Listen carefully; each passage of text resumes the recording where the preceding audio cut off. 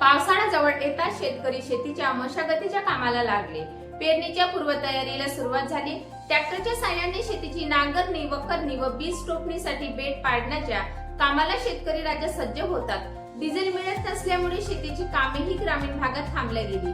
पंपावर डिझेल मिळत नसल्यामुळे शेतीची पेरणी, पूर्व मशागत कशी करायची हा प्रश्न सध्या शेतकऱ्यांसमोर पडलेला आहे। शेतीसाठी लागणारे प्रमाणित बियाणे खरेदी करण्यासाठी शेतकऱ्यांची लगबग चालू आहे। अनेक सीड्स व प्रमाणित बियाणे, जास्त दर्जेदार उत्पन्न व अगली व्हेरायटीचे बीज सोयाबीन, तूर, कापूस, मक्का आणि बाजरी यांची खरेदी करण्यासाठी शेतकऱ्यांची गर्दी कृषी केंद्रावर पाहायला मिळते। महाराष्ट्राचे मुख्यमंत्री देवेंद्र फडणवीस यांनी पत्रकार परिषदेत माहिती देताना सांगितले, कुठल्याच प्रकारच्या बियाण्याचा तुटवडा येणार नाही।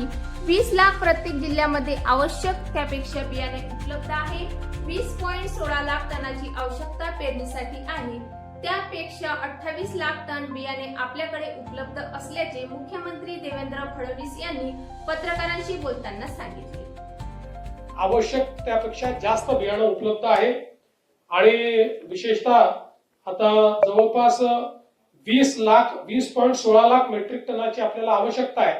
त्याच्या अगेन्स्ट 28 लाख मेट्रिक टन एवढं आपल्याकडे बियाणं उपलब्ध आहे। यामध्ये सोयाबीन, कापूस, मका, भात, तूर, बाजरी इत्यादी बियाणांचा अगदी पुरेसा साठा आहे आणि आपला हा प्रयत्न आहे की सगळं बियाणं प्रमाणित बियाणं असावं। या दृष्टीनं साथी पोर्टल आपण तयार केलाय।